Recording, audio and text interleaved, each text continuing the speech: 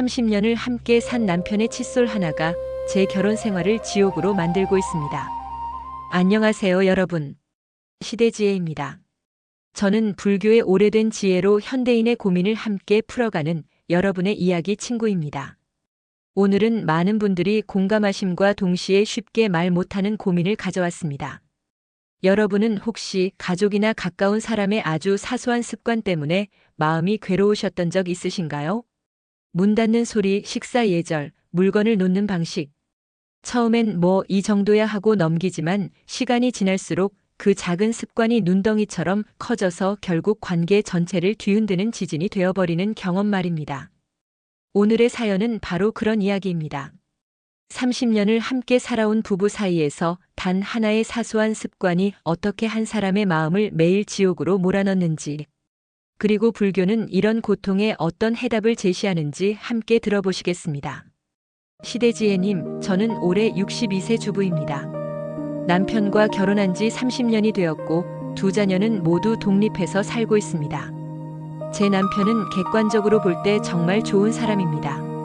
성실하게 직장 생활을 했고 가족을 위해 헌신했으며 술도 거의 안 하고 외도 한 번 없이 살아왔습니다.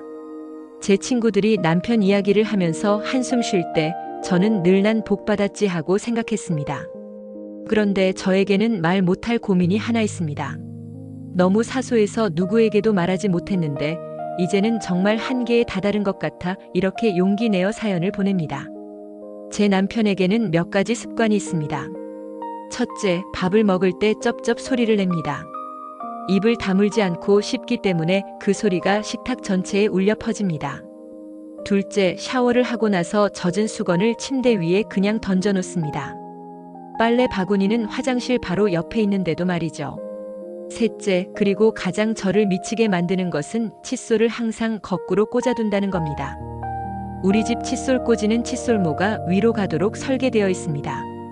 그런데 남편은 정말 매번 칫솔대를 위로 향하게 해서 거꾸로 꽂아놓습니다. 처음에는 실수겠지 했습니다. 하지만 30년이 지난 지금까지도 변함이 없습니다. 저는 신혼 때부터 이것을 고쳐보려고 노력했습니다. 부드럽게 말해봤고 때로는 짜증을 내기도 했으며 메모지를 붙여두기도 했습니다. 심지어 칫솔 꽂이를 바꿔보기도 했습니다. 하지만 소용없었습니다. 남편은 알았어 하고는 다음날 아침이면 또 거꾸로 꽂아놓습니다. 이게 뭐가 대수냐고 생각하실 수 있습니다. 저도 그렇게 생각하려고 애썼습니다.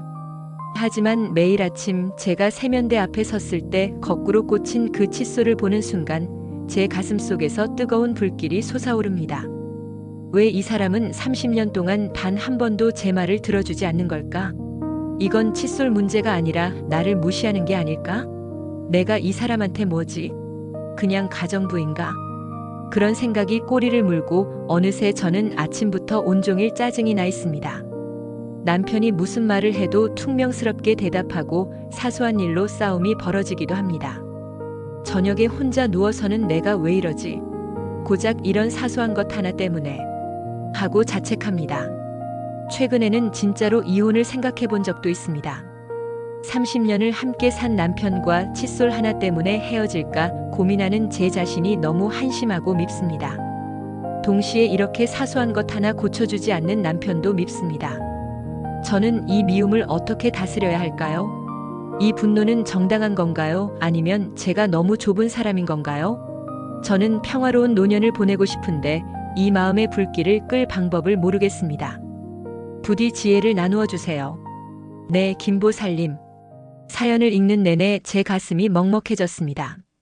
여러분도 느끼셨을 겁니다. 이 이야기는 단순히 칫솔에 관한 것이 아닙니다.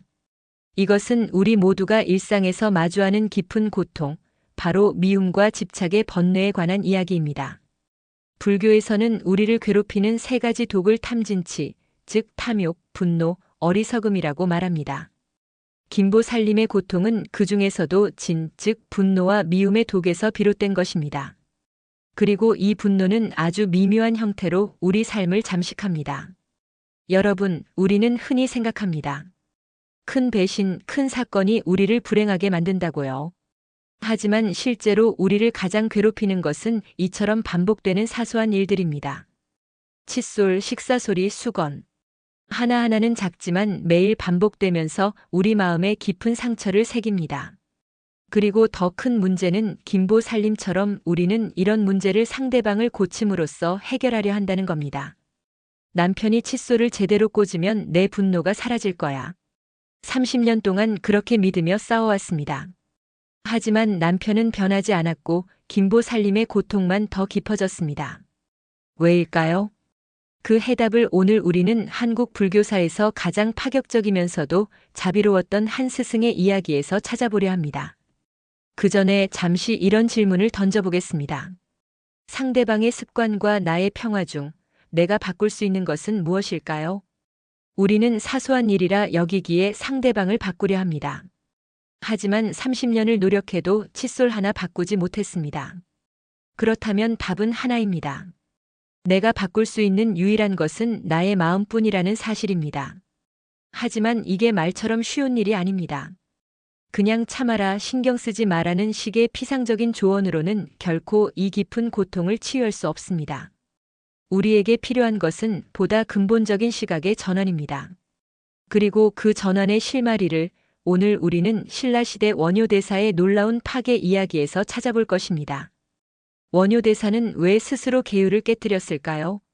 그리고 그것이 김보 살림의 칫솔 고민과 무슨 상관이 있을까요? 자, 그럼 지금부터 1400년 전 신라로 시간여행을 떠나보시겠습니다. 때는 신라 선덕 여왕 시대 7세기 중반입니다.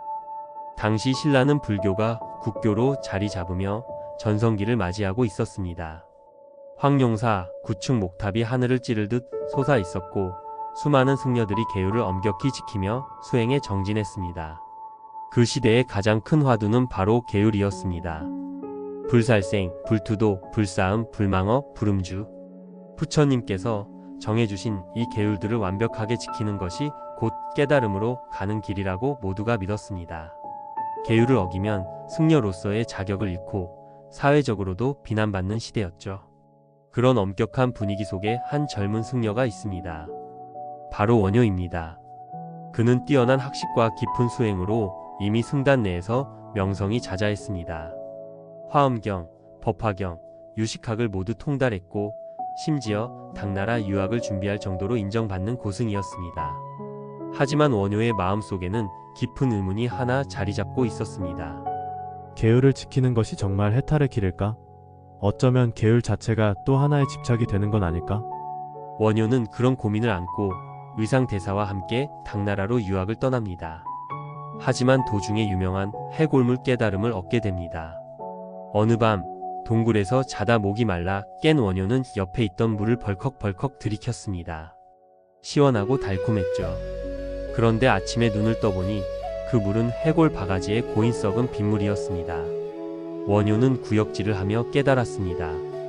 일체유심조. 모든 것은 마음이 만들어낸 것이로다. 어젯밤의 달콤함도 지금의 역겨움도 모두 내 마음이 만든 것이 아니던가. 그는 당장 당나라 유학을 포기하고 신라로 돌아왔습니다. 그리고 깨달았습니다. 진정한 불법은 먼 당나라에 있는 것이 아니라 바로 지금 이 마음속에 있다는 것을. 하지만 이 깨달음은 당시 불교계에 충격적인 결과를 가져옵니다. 어느 날 원효는 경주 거리를 활보하며 이상한 노래를 부르기 시작합니다. 누가 자루 없는 도끼를 내게 줄 것인가? 내가 하늘을 바치는 기둥을 다듬으리라. 사람들은 의아해했습니다. 고승이 무슨 노래를 저렇게 부르는가? 하지만 원효는 멈추지 않았습니다. 그는 술집을 드나들고 시장 사람들과 어울렸습니다. 그러던 어느 날 원효는 요석 공주를 만나게 됩니다. 신라의 공주이자 과부였던 그녀는 불법에 깊은 관심이 있었고 원효의 법문을 듣고 싶어 했습니다. 두 사람은 서로에게 깊이 끌렸고 결국 육체적인 관계를 맺게 됩니다. 승려에게 절대 금기인 불사함계를 스스로 깨뜨린 것입니다. 그리고 그 인연으로 아이까지 생깁니다. 나중에 신라 10편 중 한 명이 되는 설총입니다. 당시 신라 사회는 발칵 뒤집혔습니다. 원효가 파괴했다. 저 위대한 원효가 계율을 깨뜨렸다. 승려들은 분노했고 백성들은 실망했습니다. 어떤 이들은 원효는 이제 끝났다. 그는 타락한 승려일 뿐이다 하라고 비난했습니다. 하지만 원효는 전혀 동요하지 않았습니다. 오히려 그는 스스로를 소성거사, 즉 작은 본성의 거사라고 칭했습니다. 승려의 옷을 벗고 평범한 속세인의 옷을 입었습니다. 사람들은 물었습니다. 원효, 당신은 왜 그렇게 훌륭한 지위를 버리고 파괴의 길을 택했습니까? 원효는 대답했습니다. 계율은 중생을 구속하기 위한 것이 아니라 번뇌로부터 자유롭게 하기 위한 방편일 뿐이요. 내가 만약 계율을 지킨다는 그 형식에 집착한다면 그것 또한 번뇌가 아니겠소? 나는 이제 계율의 안과 박, 승려와 속인의 경계를 모두 허물고 모든 중생 속으로 들어가 그들과 함께 웃고 울며 부처님의 가르침을 전하고자 하오. 이것이 바로 원효의 무해행 사상입니다. 아무런 걸림 없이 어떤 형식에도 얽매이지 않고 오직 중생을 구제하는 것만을 목표로 하는 수행입니다. 원효는 파괴 이후 오히려 더 위대한 업적을 남깁니다. 그는 대승기실 논소를 저술하며 당대 최고의 불교 사상가로 우뚝 섰고 무엇보다 화쟁 사상을 확립합니다. 화쟁이란 서로 다투는 것을 화합시킨다 는 뜻입니다. 당시 불교 내에서는 여러 종파가 서로 우리 교리가 옳다, 너희 것은 틀렸다며 다투고 있었습니다. 원효는 이렇게 말했습니다. 부처님의 가르침은 하나인데 우리가 각자의 관점으로 보기 때문에 여럿으로 나뉘어 보일 뿐이다. 마치 한 달을 여러 그릇의 물에 비춰보면 달이 여럿인 것처럼 보이지만 실제로 달은 하나인 것과 같다. 그러니 서로 다투지 말고 모두를 포용하라. 이것이 바로 원효가 파괴를 통해 우리에게 전하고자 한 핵심 메시지입니다. 계율 형식, 옳고 그름의 경계. 이 모든 것은 방편일 뿐이다. 진정 중요한 것은 모든 차이를 넘어서 중생을 포용하고 사랑하는 자비심이다. 자, 여러분. 원효 대사의 이야기를 들으며 무엇이 느껴지셨나요? 원효는 계율을 지키는 것보다 더 높은 차원의 가르침을 우리에게 남겼습니다. 그것은 바로 인욕바라밀, 즉 모든 것을 참고 포용하는 지혜입니다. 인욕은 단순히 참는 것이 아닙니다. 이는 상대방의 불완전함을 있는 그대로 받아들이고 그 안에서 나의 집착과 분노를 발견하여 스스로를 자유롭게 만드는 것입니다. 원효가 사회의 비난을 감수하면서까지 파괴의 길을 택한 이유는 바로 이 포용의 경지를 온몸으로 보여주기 위함이었습니다. 계율이라는 틀에 갇혀 타인을 비난하지 말라. 옳고 그름의 잣대로 세상을 재단하지 말라. 모든 중생의 모습이 곧 부처의 모습이니 그들을 그대로 사랑하라. 그리고 지금 이 가르침은 1400년의 시간을 건너뛰어 칫솔 하나로 괴로워하는 김보살님 앞에 도착했습니다. 자, 여러분. 이제 원효 대사의 지혜를 가지고 김보살님의 사연으로 다시 돌아가 보겠습니다. 그리고 묻겠습니다. 과연 문제는 거꾸로 꽂힌 칫솔일까요? 아니면 그것을 보고 분노하는 나의 집착일까요? 김보살님은 30년 동안 남편이 칫솔을 제대로 꽂기를 바라며 살아왔습니다. 부드럽게 말하고 짜증을 내고 메모를 붙이고 칫솔 꽂이까지 바꿔가며 노력했습니다. 하지만 남편은 변하지 않았습니다. 그리고 김보살님은 이렇게 말씀하셨죠. 이 사소한 것 하나 때문에 이혼까지 생각하는 내가 한심하다. 하지만 여러분, 제가 감히 말씀드립니다. 문제는 칫솔이 아니었습니다. 문제는 칫솔은 반드시 이렇게 꽂혀야 한다는 김보살님의 집착이었습니다. 원효 대사는 이렇게 말씀하셨습니다.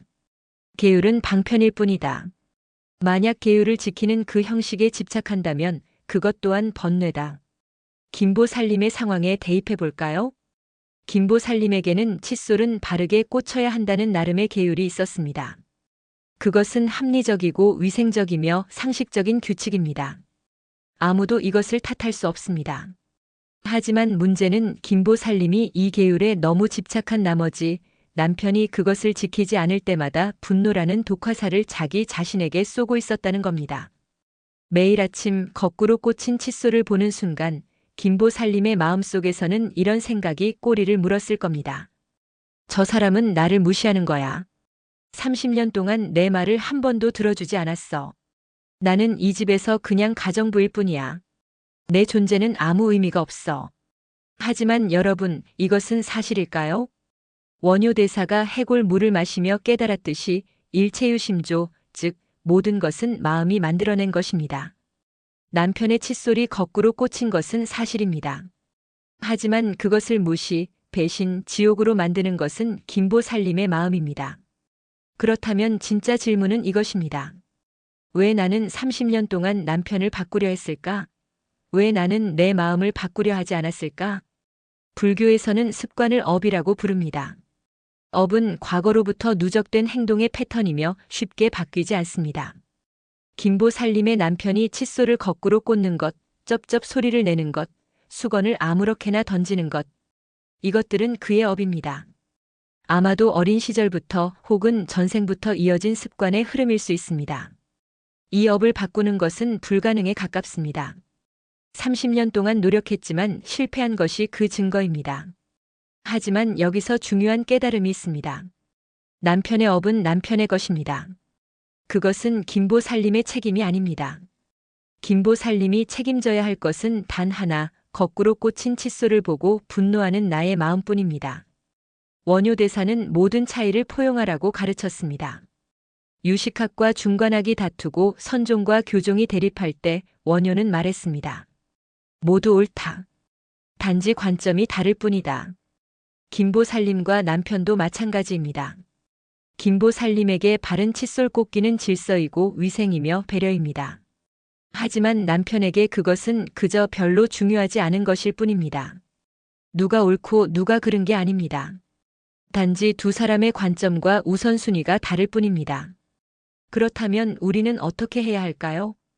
원효는 대답합니다. 차이를 없애려 하지 말고 차이를 있는 그대로 받아들여라. 그것이 화쟁이요 포용이다. 그런데 여러분, 김보살님의 사연을 다시 읽어보면 한 가지 핵심이 보입니다. 왜 이 사람은 30년 동안 단 한 번도 내 말을 들어주지 않는 걸까? 내가 이 사람한테 뭐지? 그냥 가정부인가? 이 문장이 진짜 고통의 핵심입니다. 김보살님이 진짜 원하는 것은 바르게 꽂힌 칫솔이 아니었습니다. 김보살님이 진짜 원하는 것은 나의 존재를 인정받는 것, 내 말이 중요하게 받아들여지는 것이었습니다. 칫솔은 단지 상징일 뿐이었습니다. 김보살님은 남편이 칫솔을 바르게 꽂음으로써 당신의 말을 듣고 있어요. 당신은 중요한 사람이에요 라고 말해주기를 바랐던 것입니다. 여기에 불교의 깊은 가르침이 있습니다. 타인에게서 인정받으려 하는 것, 그것 또한 집착입니다. 부처님은 말씀하셨습니다. 재행무상 재범무아. 모든 것은 변하고 고정된 자아는 없다는 뜻입니다. 김보살님이 나는 인정받아야 해, 존중받아야 해라고 생각하는 순간 그것은 나라는 허상에 집착하는 것입니다. 그리고 그 집착이 고통을 만듭니다. 그렇다면 해결책은 무엇일까요? 남편에게서 인정을 구하지 말고 스스로를 인정하는 것입니다. 나는 30년간 이 가정을 지켜왔다. 나는 충분히 잘했다. 남편이 칫솔을 어떻게 꽂든 그것은 나의 가치를 결정하지 못한다. 나는 이미 완전하고 소중한 존재다. 이렇게 스스로를 인정하는 순간 칫솔은 더 이상 고통의 상징이 아니게 됩니다. 원효대사가 보여준 인욕 바라밀은 단순히 억지로 참는 것이 아니었습니다. 원효는 사회의 비난, 승려들의 경멸, 모든 오해를 그래, 너희들이 그렇게 생각할 수 있지. 나는 그것을 받아들이겠다. 라고 포용했습니다. 그는 자신이 옳다고 주장하거나 사람들을 설득하려 하지 않았습니다. 그저 묵묵히 자기 길을 갔습니다. 김보살님도 마찬가지입니다. 남편이 칫솔을 거꾸로 꽂는 것, 그것은 남편의 습관입니다. 김보살님은 그것을 바꿀 수 없습니다. 하지만 이렇게 말할 수 있습니다. 그래, 당신은 그렇게 사는 사람이구나. 30년 동안 그래왔고 앞으로도 그럴 거야. 나는 그것을 받아들이겠다. 더 이상 당신을 바꾸려 하지 않겠다. 대신 매일 아침 나는 그 칫솔을 보며 포용을 수행하겠다. 이제 관점을 완전히 바꿔보겠습니다. 거꾸로 꽂힌 칫솔은 더 이상 고통의 원인이 아닙니다. 그것은 나의 수행 도구가 됩니다. 매일 아침 김보살님이 세면대 앞에 섰을 때 거꾸로 꽂힌 칫솔을 보는 순간이 바로 인욕 바라밀을 수행하는 순간이 되는 겁니다. 아, 오늘도 거꾸로 꽂혀 있구나. 좋아, 이것이 오늘 내가 받은 수행 과제다.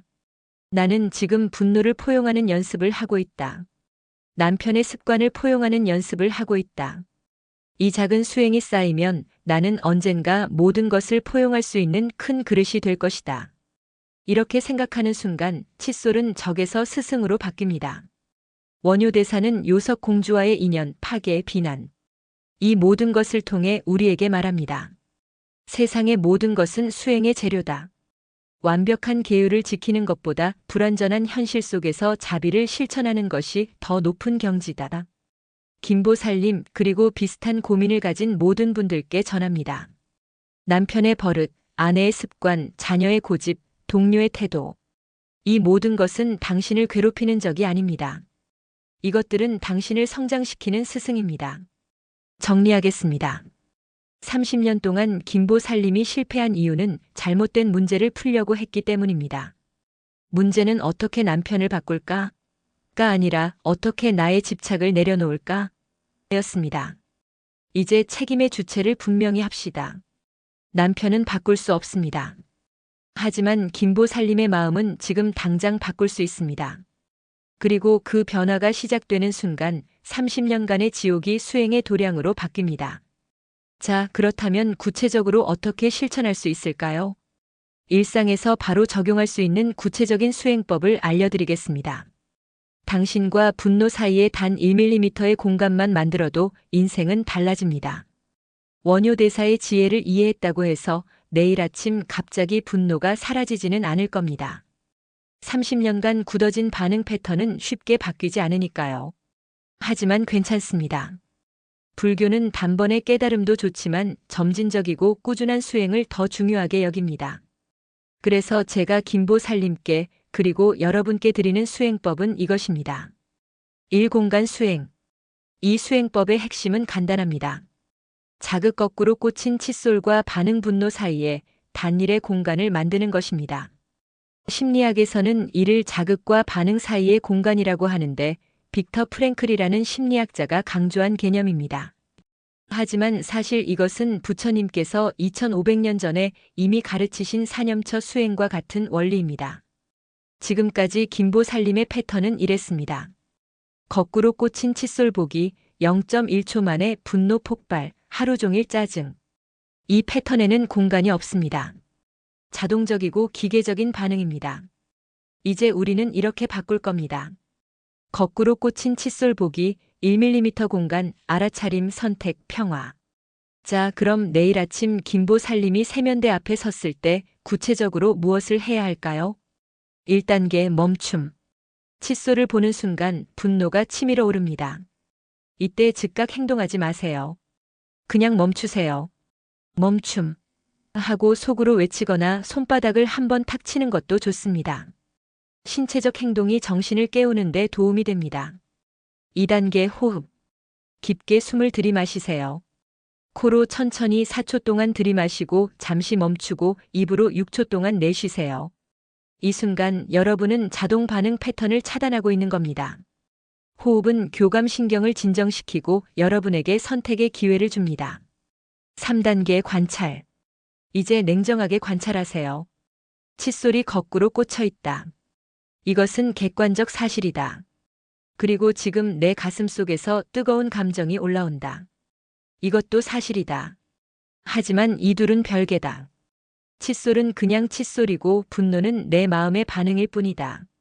이렇게 사실과 감정을 분리하세요. 원효대사가 해골물과 깨달음을 분리했듯이요. 4단계 재해석. 이제 의미를 바꾸세요. 이 칫솔은 남편의 습관이다. 그의 30년 업이다. 나는 이것을 바꿀 수 없다. 하지만 이 순간 나는 인욕 바라미를 수행할 기회를 얻었다. 이 칫솔은 내 수행의 스승이다. 감사합니다, 칫솔 스승님. 웃음이 나올 수도 있습니다. 좋습니다. 유머는 집착을 녹이는 훌륭한 도구입니다. 5단계 행동. 이제 칫솔을 바로 세우세요. 하지만 이번에는 짜증이나 분노가 아니라 자비와 포용의 마음으로 하세요. 당신의 습관을 내가 품어 안습니다. 이 작은 행동으로 나는 당신을 포용하고 동시에 나 자신도 자유롭게 합니다. 이렇게 조용히 다짐하며 칫솔을 바로 세우세요. 김보살님, 첫날은 실패할 수도 있습니다. 습관이 너무 강해서 멈춤 단계도 못하고 바로 분노가 폭발할 수 있습니다. 괜찮습니다. 실패한 자신을 책망하지 마세요. 대신 이렇게 말하세요. 아, 오늘은 실패했구나. 30년간 쌓인 습관이니까 당연해. 하지만 내일 다시 해보자. 나는 조금씩 나아지고 있어. 이것이 바로 자비입니다. 타인뿐 아니라 나 자신에게도 자비를 베푸는 것입니다. 그리고 2주, 한 달. 이 수행을 반복하다 보면 어느 날 기적이 일어납니다. 칫솔을 보는 순간 분노가 아니라 미소가 나옵니다. 또 거꾸로 꽂았네. 우리 남편 참 일관성 있다. 하고 웃을 수 있게 됩니다. 그 순간 여러분은 30년간의 지옥에서 벗어나 해탈을 경험하는 것입니다. 이 수행은 칫솔에만 적용되는 것이 아닙니다. 남편의 쩝쩝 소리를 들을 때, 아내가 잔소리할 때, 자녀가 말을 안 들을 때, 직장 상사가 이해할 수 없는 결정을 내릴 때, 친구가 약속을 어겼을 때, 모든 순간에 이 1mm 공간 수행을 적용할 수 있습니다. 그리고 이것이 쌓이면 여러분의 인생이 달라집니다. 반응적으로 사는 삶에서 선택적으로 사는 삶으로 변화합니다. 원효 대사가 1400년 전 파괴를 통해 보여준 것은 바로 이런 자유로움이었습니다. 세상의 규칙, 타인의 기대, 내가 만든 완벽주의. 이 모든 것에 얽매이지 않고 오직 자비와 지혜로 살아가는 것. 김보살님 그리고 시청자 여러분. 상대를 바꾸려는 투쟁을 이제 멈추세요. 대신 이렇게 말하세요. 나는 당신을 바꾸지 않겠습니다. 나는 당신을 있는 그대로 사랑하겠습니다. 그리고 그 과정에서 나 자신을 자유롭게 하겠습니다. 이것이 진정한 사랑이고 진정한 인욕이며 원효 대사가 보여준 무해행의 정신입니다. 기억하세요. 고통은 상황이 만드는 것이 아니라 그 상황에 대한 나의 반응이 만드는 것입니다. 거꾸로 꽂힌 칫솔은 그냥 거꾸로 꽂힌 칫솔일 뿐입니다. 그것을 지옥으로 만들 것인가, 수행의 도구로 만들 것인가는 전적으로 여러분의 선택입니다. 원효 대사는 파괴라는 극단적 선택을 통해 우리에게 보여주셨습니다. 진정한 자유는 외부의 규칙이나 타인의 행동에서 오는 것이 아니라 내 마음의 포용과 자비에서 온다는 것을. 오늘부터 여러분도 원효 대사의 제자가 되어 보시기 바랍니다. 모든 불완전함을 포용하고 모든 차이를 사랑하며 모든 순간을 수행의 기회로 삼는 무해행의 길을 걸어가시기를. 시대지혜는 언제나 여러분과 함께합니다. 구독과 좋아요 눌러주시고 오늘의 사연 이야기가 여러분의 삶의 지혜에 조금이라도 보탬이 되었기를 바랍니다. 사연이 있으신 분들은 댓글로 남겨주세요. 여러분의 고민 하나하나가 우리 모두의 수행 재료가 됩니다. 다음 시간에도 더 깊은 지혜로 찾아뵙겠습니다. 여러분 모두 평안하시길 기원합니다. 성불하세요.